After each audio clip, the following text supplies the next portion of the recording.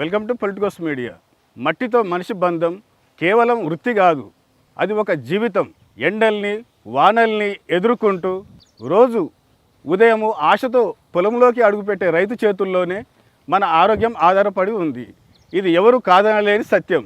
మన వద్ద ఉన్న బాబగూడకు చెందిన ఆగంరెడ్డి అనే రైతు పుదీనా సాగు చేస్తూ మనకు ఆరోగ్యాన్ని, తను ఆదాయాన్ని ఎలా సంపాదిస్తున్నాడో అతని మాటల్లోనే అడిగి తెలుసుకుందాం. సార్ నమస్కారం. సార్ నమస్కారం. సార్, పుదీనా సాగు చేయాలనే ఆలోచన మీకు ఎలా వచ్చింది? ఫస్ట్ వ్యవసాయం చేసినప్పుడు కూరగాయలు పండించేది. అప్పుడప్పుడు కొద్దిగా కొత్తిమీర, పాలకూర అవి వేసేది. కాకపోతే ఏంటంటే ఈ కూరగాయలు పండించడం వల్ల వైరస్ తెగుళ్ళు ఎక్కువ కావడం వల్ల ఈ పుదీనాకు వైరస్ రాదని చెప్పేసి మేము పుదీనా సాగుకు మొగ్గు చూపినాం. మీరు ఎంత విస్తీర్ణంలో ఈ పుదీనా సాగు చేస్తున్నారు సార్? ప్రస్తుతం ఇప్పుడు మేము 20 గుంటలలో పుదీనా సాగు చేస్తున్నాం. పుదీనాకు అనువైన నేల ఏది? ఎర్ర నేల ప్లస్ ఇసుక కలిసిన నేలలు అనువైనవి పుదీనాకు. మనం నీరు బారిస్తే నిల్వ ఉండకూడదు. పొలంలో నీరు పట్టని పొలము అనుకూలం. నిల్వ ఉండకూడదు. నిల్వ ఉండదు. పెట్టినామంటే ఇంకా ఆరిపోవాలి. అది నీరు నిల్వ ఉంటే వచ్చే సమస్య ఏంటి సార్? నీరు నిల్వ ఉంటే ఇంకా వేరు వ్యవస్థ వృద్ధి చెందది. ప్రొడక్షన్ పుదీనా సాగు అంత మంచిగా రాదన్నట్టు. ముఖ్యంగా పుదీనాను ఏ సీజన్లో నాటుకోవాలి? చలికాలం అంటే నవంబర్ నుంచి ఫిబ్రవరి వరకు నాటుకుంటే మంచి వాతావరణం ఉంటుంది, అనుకూలమైన వాతావరణం ఉంటుంది. ఇది సీడ్స్ ఉంటుందా లేకపోతే ప్రత్యేకంగా కటింగ్ చేసి నాటుకోవాలా? కటింగ్ చేసిన అవి ఉంటాయి కొమ్మలు, అవి నాటుకోవచ్చు. వేరు కూడా నాటుకోవచ్చు. పుదీనాకు వచ్చే తెగుళ్ళు ఏమైనా ఉన్నాయా సార్? వస్తాయి. ఇప్పుడు ప్రస్తుతానికి అన్ని తెగుళ్ళు వస్తున్నాయి. దానికి కూడా కూరగాయలకు ఎట్లా వస్తున్నాయో పుదీనాకు కూడా అట్లనే వస్తున్నాయి. వాతావరణ పరిస్థితుల వల్ల అట్లనా? అయితే ముఖ్యంగా సార్, పుదీనా సాగు చేసే ముందు పొలాన్ని ఏ విధంగా మీరు ఇది డెవలప్ చేసుకుంటారు? అంటే అందులో ఏమన్నా మందులు ఇట్లా ఎరువులు ఇట్లా వేస్తారా? అంటే బాగా లోతు దుక్కులు చేసుకోవాలి. లోతు దుక్కులు చేసుకుంటే భూమి బాగా ఎండాలి. ఎండినప్పుడు పశువుల పేడ 1 ఎకరా, అంటే పశువుల పేడ ఎంత వేసినా ప్రాబ్లం ఏం లేదు. ఎక్కువ వేసిన ప్రాబ్లం లేదు, తక్కువ వేసిన ప్రాబ్లం. మంచిగా సరిపోయేంత వేసుకుంటే పుదీనా సాగు బాగా మంచిగా వస్తుంది అన్నట్టు. ఇది ఎన్ని రోజులకు మనకు చేతికి వస్తుంది సార్? చేతికి అంటే మనం నాటిన తర్వాత 40 రోజులకు కటింగ్ వస్తుంది. ఓకే. అంటే మార్కెట్ తగ్గ డిమాండ్ ఎట్లున్నది మార్కెట్ డిమాండ్ అంటే మనం ఎట్లా ఉంటుంది అంటే ప్రొడక్షన్ బట్టి డిమాండ్ ఉంటుంది. ప్రొడక్షన్ అంటే మంచి క్వాలిటీ వస్తే మంచి డిమాండ్ ఉంటుంది. క్వాలిటీ రాలేదనుకో డిమాండ్ రాదు. అంటే కొంతమందికి తెగుళ్ళ మందులు ఏం స్ప్రే చేయాలి అవన్నీ తెలివే కదా, తెలియని రైతులు ఉంటారు. వాళ్ళకు బాగా నీట్గా గ్రీన్గా రాలేదనుకో అది డిమాండ్ తక్కువ ఉంటుంది. సార్, ఇప్పుడు అర ఎకరానికి మీకు ఎంత పెట్టుబడి అవసరమైంది? మొదట నాటేటప్పుడు ఒక అర ఎకరానికి ఒక 10 నుంచి 15 వేలు ఖర్చు అయింది. అంటే కల్టివేషన్కి కానీ, ఎరువులకు కానీ, లేబర్కి కానీ అవన్నిటి కలిపి ఒక 15 వేలు ఖర్చు వచ్చింది. 15 వేలు ఖర్చు వచ్చింది.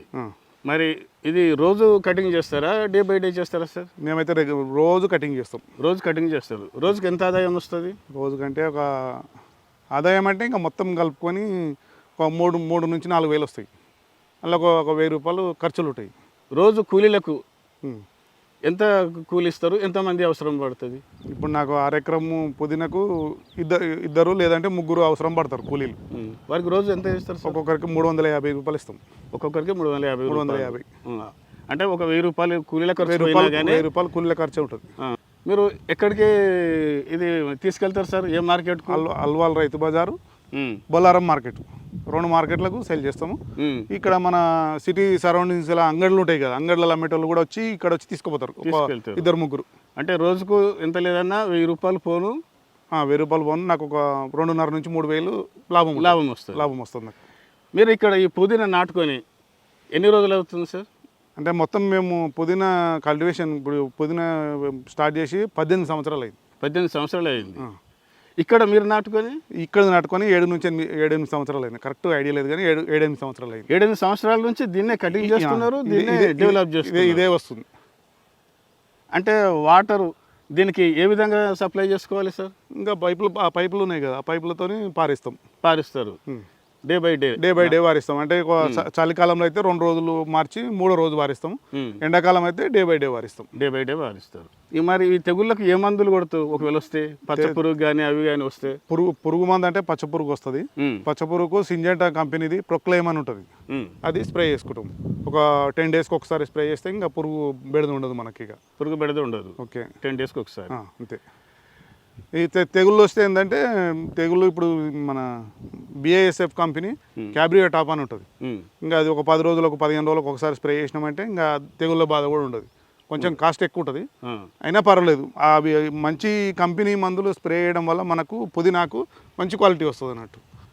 మొత్తానికి ఇప్పుడు పుదీనా పంట సాగుకు ఎక్కువగా అంటే రిస్క్ ఉంటుందా, రిస్క్ ఉండదా? రిస్క్ అంటే కూలీలతో బాధ ఉంటుంది. ఇప్పుడు మనం ఇప్పుడు నా పరిస్థితి ఏంటంటే రోజు ఒక 4,000 అందరికీ ఆర్డర్ మాట్లాడుకుంటున్నాను, రాని రెగ్యులర్గా. ఇప్పుడు లేబర్ రాలేరు అనుకో, రిస్కే కదా అది, రిస్క్ అన్నట్టు. లేబర్ రాకుంటే రిస్క్, లేబర్ ఉంటే ఏ రిస్క్ లేదు. లేబర్ ఉంటే ఏ రిస్క్ లేదు. సరే, మనం ఓపిక కూడా ఉండాలి. ఇది తొందరగా చేసే పని కాదు, మెల్లగా చేసుకోవాలి. దానికి స్ప్రేలకు ఇబ్బంది పడకుండా చేసుకోవాలి. అంటే ఎక్కువ మెయింటెనెన్స్ కూడా ఉండదు కదా. మెయింటెనెన్స్ అంటే ఇంకా ఉంటుందిలే, మెయింటెనెన్స్ ఎందుకు ఉండదు, కానీ దాని వరకు దానికి ఉంటుంది. మనం కరెక్ట్ మెయింటైన్ చేస్తే కరెక్ట్ ఉంటుంది. ఇప్పుడు ఇంకొకటి ఏంటంటే మార్కెట్లో పుదీనా అందరు కల్టివేషన్ చేస్తారు, క్వాలిటీ రాలేదనుకో, ఇప్పుడు నేను వేసిన దానికంటే ఇంకా 2 అంతలు పుదీనా ఇచ్చినా తీసుకునే వాళ్ళు ఉండరు. కస్టమర్లు గిరాకీ ఏంటంటే ఏదైతే మంచిగా కనబడుతుందో అదే తీసుకుంటారు అన్నట్టు. పుదీనాలో ఎన్ని రకాలు ఉంటాయి సార్? పుదీనా అప్పటి నుంచి మన పెద్ద మనుషులు అప్పటి నుంచి ఈ వెరైటీ ఉంది. ఇప్పుడు హైబ్రిడ్ రకాలు వస్తున్నాయి. ఇప్పుడు ఇంట్లో కూడా హైబ్రిడ్ ఒకటి ఉంది, ఇంకొకటి వేరే తమలపాకుల్లాగా వస్తుంది కొత్తగా. ఇప్పుడు నాకు తెలిసినంత వరకు 3 రకాలు ఉంది పుదీనా. 3 రకాలు ఉన్నది, కానీ డిమాండ్ మాత్రం నేను పండించే పుదీనాకి డిమాండ్ బాగా. లోకల్ పుదీనాకి లోకల్ మన నాయన తాతల అప్పటి నుంచి ఉన్న పుదీనా అది, దీనికే మాత్రమే ఎక్కువ డిమాండ్ ఉంటుంది. ప్రభుత్వ పరంగా ఏమన్నా సబ్సిడీ ఇట్లా ఇస్తారా సార్ పుదీనా పంట సాగు చేయాలంటే? లేదండి, ఈ పుదీనాకైతే ఏం సబ్సిడీ ఇవ్వలేరు. పుదీనా గురించి అయితే ఏమి ఇవ్వలేరు. ఎరువులు అంటే మామూలుగా అందరికి వస్తాయి కదా, కూరగాయలు పండించిన వాళ్ళకి వస్తాయి, పుదీనా పండించిన వాళ్ళకి వస్తాయి. ఇంకా అది మామూలే, కానీ ఒక ఎరువులు తప్ప సబ్సిడీ మాత్రం ఏముండదు. మార్కెట్ ఎప్పుడైనా డౌన్ అయినప్పుడు పరిస్థితి ఏంటి సార్? అంటే ఇప్పుడు వేరే వాళ్ళకు మీరు అడిగింది కరెక్ట్, మంచి ప్రశ్న అది. అదేంటంటే వేరే వాళ్ళకి ఆ ఇబ్బందులు ఉంటాయి, కానీ నాకు ఆ ఇబ్బందులు ఉంటాయి. నేను ఎట్లుంటుందంటే డైలీ ఇప్పుడు 5 సంవత్సరాల నుంచి ఒకటే రేట్ అమ్ముతా నేను. ఓకే, ఇప్పుడు మార్కెట్ ఒడిదొడుకులు ఎట్లున్నా కానీ మనం ఎంత ఇవ్వాలనేది అదే కంటిన్యూ చేస్తాం. వాళ్ళు ఎక్కువ రేట్ అయినా నన్ను అడగారు, తక్కువ రేట్ అయినా నేను వాళ్ళని అడగా, కంటిన్యూ నడుస్తుంది అంతే. కంటిన్యూ ఒకసారి వాళ్ళకి లాభం కావచ్చు, ఒకసారి నాకు లాభం కావచ్చు. 5 సంవత్సరాల నుంచి మాత్రం రేటు పెంచట్లేదు, తగ్గట్లేదు, అదే రేటుకి ఇస్తున్నారు. కాబట్టి మీకు కస్టమర్ ఇబ్బంది లేదు. అది రోజు రేటు గురించి మార్కెట్ పోయి ఇబ్బంది పడాల్సిన పని లేదు నాకు. ఇక ఇప్పుడు ఎవరికి ఎంత కావాలంటే అంత తీసుకోపోతే వాళ్ళకి వచ్చేస్తాను. అక్కడ 10-15 నిమిషాల కన్నా ఎక్కువ పని ఉండదు. అది ఇప్పుడు రోజు రేటుకు అమ్ముకునేటోళ్ళు అయితే ఇంకా రోజు గొడవలే ఉంటాయి వాళ్ళతోటి. ఇక ఇలా పుదీనా ఎక్కువ వచ్చింది, ఇలా అమ్మలేదు, అది ఇది అంటారు. మనకు ఆ ఇబ్బంది లేదు. ఎక్కువ మటుకు ఏ సీజన్లో తక్కువ రేటు పలుకుతుంది, తక్కువ డిమాండ్ ఉంటుంది? ఇప్పుడు ఈ సీజన్ తక్కువ రేటు పరిస్థితి ఇది. ఎప్పుడంటే డిసెంబర్ నుంచి జనవరి, ఫిబ్రవరి, అటు ఇటు మార్చి 15 రోజుల దాకా డిమాండ్ తక్కువ ఉంటుంది. మళ్ళీ ఏప్రిల్ నుంచి డిమాండ్ పెరుగుతుంది, కానీ ప్రొడక్షన్ తగ్గుతుంది. ఏప్రిల్ నుంచి ప్రొడక్షన్ తగ్గుతుంది. కారణం అంటే దీనికి ఎట్లుంటుంది అంటే వర్షము ఎండ ఎక్కువైనప్పుడు భూమి నుంచి మైక్రో న్యూట్రియన్స్ తీసుకోదన్నట్టు. ఓకే, మనం అప్పుడు పైపాటు స్ప్రేలతో ఇవ్వాల్సి వస్తుంది. అది నేను ఇవ్వగలుగుతాను, కానీ అందరు రైతులకు తెలియదు కదా అది ఇప్పుడు ఏమి ఇవ్వాలనేది, ఏం ప్రాబ్లం ఉంది, ఆ మొక్కను చూస్తే గుర్తుపట్టాలి, అది ఏం లోపం వస్తుంది దానికి అనేది తెలియాలి కదా వాళ్ళకి. నాకు తెలుస్తుంది కాబట్టి ఏ లోపం వస్తే ఆ లోపము మైక్రో న్యూట్రియన్స్ స్ప్రే చేస్తుంటాం అన్నట్టు. అంటే అవసరం ఉన్నా లేకున్నా 15 రోజులకు ఒకసారి కంటిన్యూ చేస్తూనే ఉంటాం అట్లా మైక్రో న్యూట్రియన్స్. ఇక సార్ ఇప్పుడు ఇది నాటుకొని 8 సంవత్సరాలు అవుతుంది కదా, ఇది ఇంకా ఎన్ని సంవత్సరాలు రాగలుగుతుంది? మనకు ఇంట్రెస్ట్ ఉంటే ఎన్ని సంవత్సరాలైనా వస్తుంది. ఇంకా 10 సంవత్సరాలు కూడా రావచ్చు, ఇంకా 10 సంవత్సరాలు కూడా వస్తుంది, 20 సంవత్సరాలు కూడా వస్తుంది. మన దృష్టి దాని మీద తగ్గిందంటే అది రాదు. అంటే మెయింటెనెన్స్ మన మెయింటెనెన్స్ ఎంత బాగుంటే అంత వస్తూనే ఉంటుంది. అంతే సార్, పుదీనా సాగు ఎప్పుడు ఒడిదుడుకులకు లోనవుతుంది? అంటే పంట రాకుండా ఎండిపోవడం కానీ ఏమైనా జరుగుతుంది. ఎప్పుడు అంటే మే జూన్ నుంచి ఆగస్టు, అంటే ఆగస్టు నెల దాకా, మే జూన్ జూలై ఆగస్టు 4 నెలలు పుదీనా సాగులో ఒడిదొడుకులు వస్తాయి. ఎప్పుడు ఎందుకంటే టెంపరేచర్ ఎక్కువ వస్తుంది కదా మే జూన్లో. మే జూన్లో టెంపరేచర్ ఎక్కువ అయిన పాటు అప్పుడప్పుడు తొలకరి వర్షాలు కూడా వస్తాయి మే జూన్లో. ఆ తొలకరి వర్షాలు ఈ ఎండ అప్పుడు ఈ ఒడిదుడుకుని ఇబ్బందులు పుదీనా ఎదుర్కోవాల్సి వస్తుంది. ఆ టైంలో పొలము భూమిల నుంచి మైక్రోన్యూట్రియన్స్ తీసుకోదు. మైక్రోన్యూట్రియన్స్ అప్పుడు తాత్కాలికంగా మనం స్ప్రే చేయాల్సి వస్తుంది. అది ఆ స్ప్రే చేయలేమనుకో ఇంకా ఇది పంట రాదన్నట్టు. అప్పుడు పంట రాని టైంలో కలుపు ఎక్కువ వస్తుంది. పంట వచ్చిన టైంలో కలుపు రాదు. ఎప్పుడైనా పంట రాని టైంలో కలుపు ఎక్కువ వస్తుంది. ఖాళీ ఉంటుంది కదా, ఖాళీ ఉన్నప్పుడు కలుపు ఎక్కువ వచ్చేస్తుంది. అప్పుడు కొంతమంది రైతులు ఏంటంటే కలుపు తీయలేక కూడా పొలాలు వదిలేసిన రోజులు ఉంటాయి. అప్పుడు ఏంటంటే మనకు ప్రొడక్షన్ ఉండదు, కలుపు తీయడం ఎక్కువ బాధ ఉంటుంది. అలాంటప్పుడు మనం తట్టుకొని నిలబడగలిగితే మనకు ఫ్యూచర్ ఉంటుంది. మనకు ఫ్యూచర్ ఉంటుంది. అది అంటే దాన్ని మనము ప్రొడక్షన్ రాకున్నా కూడా మనం చేసే పని చేస్తూనే ఉండాలి. రాకున్నా మనం కలుపు లేకుండా నీట్గా ఉంచుకోవాలి. వదిలిపెట్టదు అనుకో ఇంకా అది పంట పోతుంది. అది అప్పుడు ఈ పుదీనా సాగు మనకెందుకులే అని చెదిలెత్తేసిన రైతులు కూడా ఉంటారు. మస్తుగా చేసిరు. మా ఊర్లో రైతులు కూడా మస్తు మంది చేసిరు. అందుకనే దీన్ని ఒక చంటి పిల్లలా చూసుకోవాలి.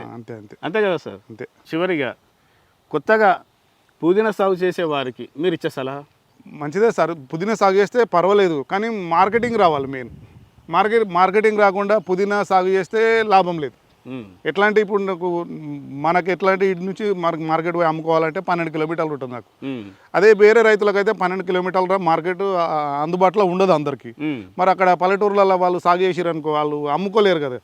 ఇప్పుడు మనం నాకు దగ్గర సిటీ సరౌండింగ్స్ కాబట్టి మనకు సెట్ అవుతుంది. సిటీ సరౌండింగ్స్ మారుమూల ప్రాంతాలకు మనంత ప్రాఫిట్ రాకపోవచ్చు.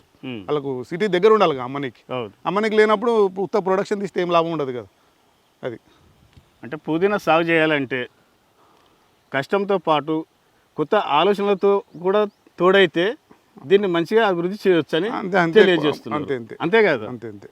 చూస్తున్నారు కదా, పుదీనా సాగు చేయాలనుకునే రైతులు దీన్ని ఇష్టంతో పాటు కష్టము కొత్త ఆలోచనలు కూడా తోడైతే దీన్ని మంచిగా పండించి అధిక లాభాలను ఆర్జించవచ్చని మన వద్ద ఉన్న ఆగమరెడ్డి రైతు తెలియజేస్తున్నారు. కెమెరామెన్ కొలిచల్మ శేఖర్తో మీ Premaraju. Please subscribe to the channel and download the Politicos app from the links in the description.